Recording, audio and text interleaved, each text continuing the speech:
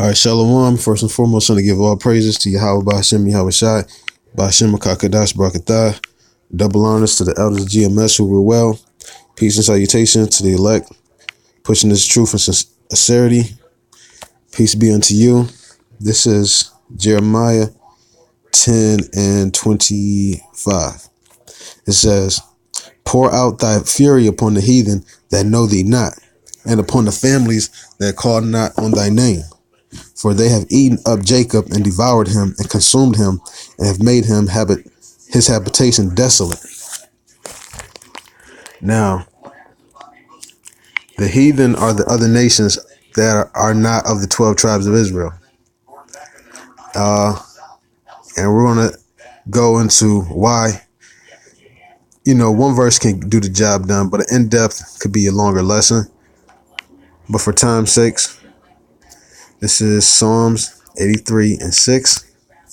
It says, Slakia, verse 1. Psalms 83 and verse 1, it says, a song or psalm of Asaph. Keep not thou silence, O God, hold not thy peace, and be not still, O God. For lo, thine enemies make a tumult, and they that hate thee have lifted up the head. They have taken crafty counsel against thy people and consulted against thy hidden ones.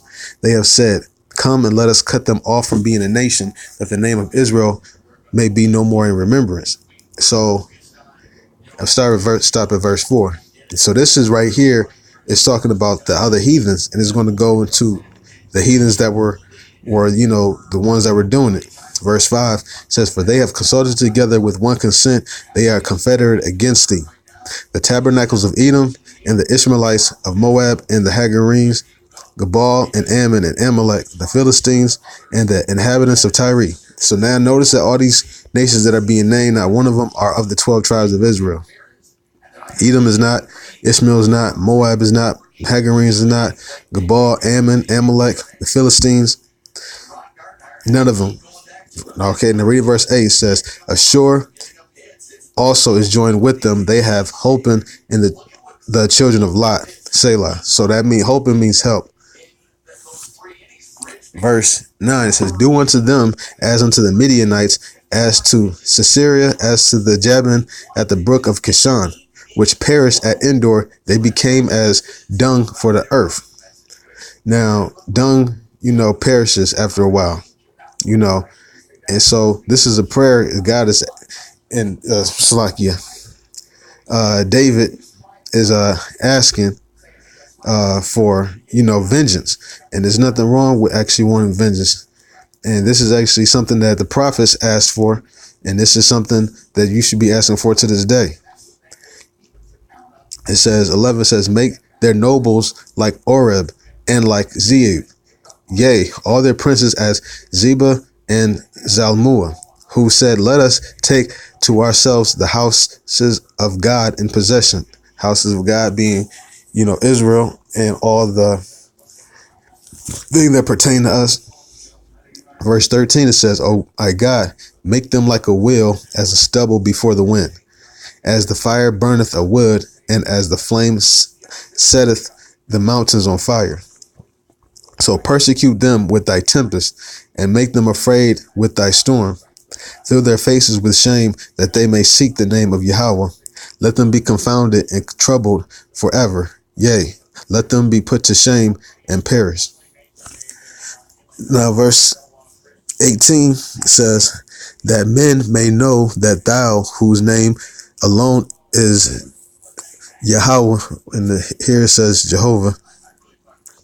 Reading on, it says, art the most high over all the earth.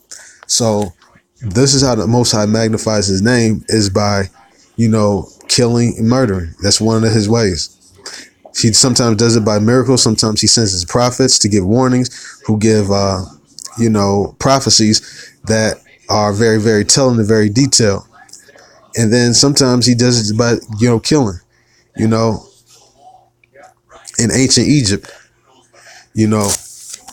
God, was known, for, parting the Red Sea and taking down the Egyptian empire, which seemed like it couldn't be taken down. Here you have right now the American empire that seemed like it can't be taken down. So God's going to be known again, by those. They're going to be confounded. They're going to be troubled. They're going to be put to shame because they trusted. And, man, this is Jeremiah chapter 17, verse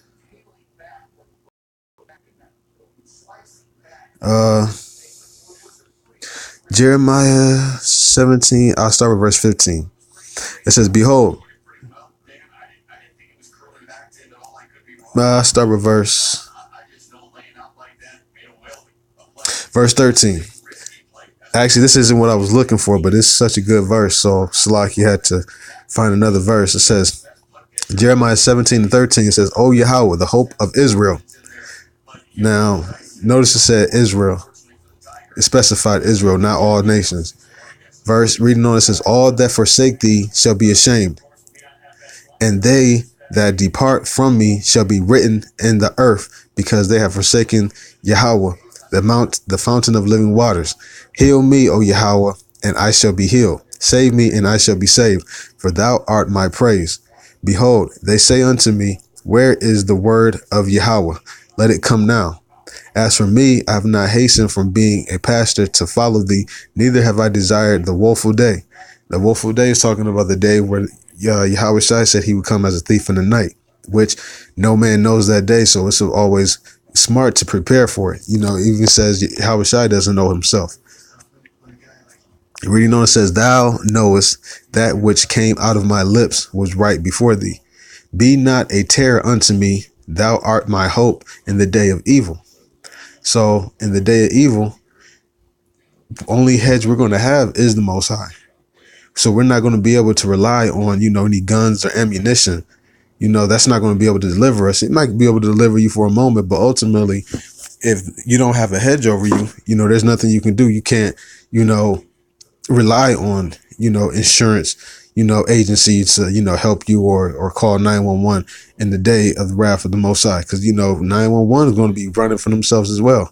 There's just like in ancient Egypt, you had the plagues that happened on ancient Egypt, and Moses was, God told Moses to go before Pharaoh and perform miracles, and,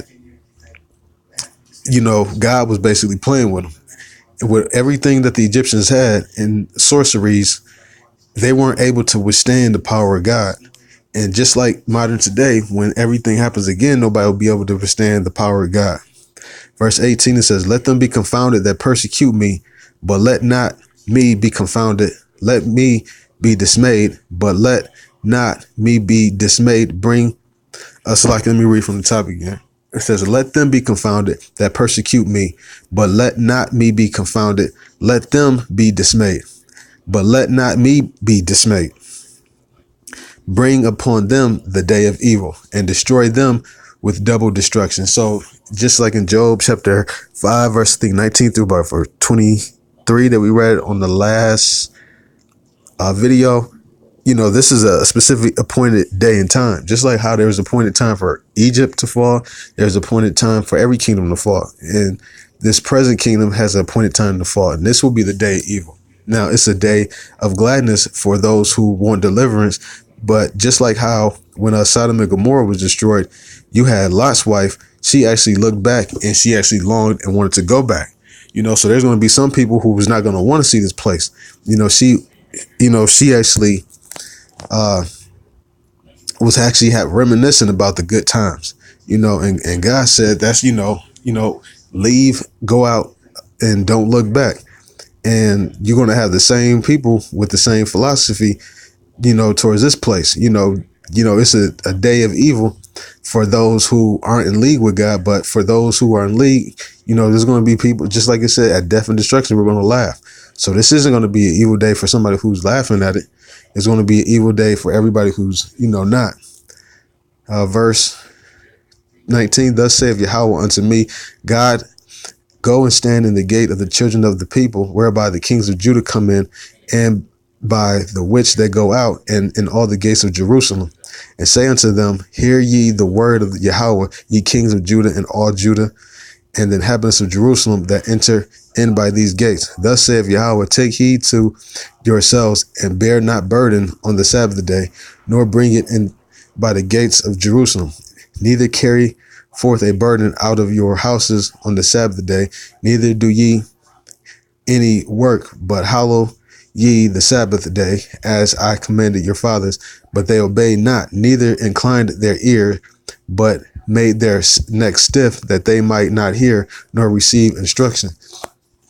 And this is a habit that Israel likes to do. And one of the things, when we're sons of God, what happens when your son is being disobedient? You whoop him and you chastise him. The Most High happens to whip us and chastise us with the rod of men. And, that's why he sent the heathens against us. And on that note, I'm going to give all praises to Yahweh, Ba'ashem, Yahweh Shai, Ba'ashem, Makakadas, Barakatah. Peace to all you brothers, and Shalom.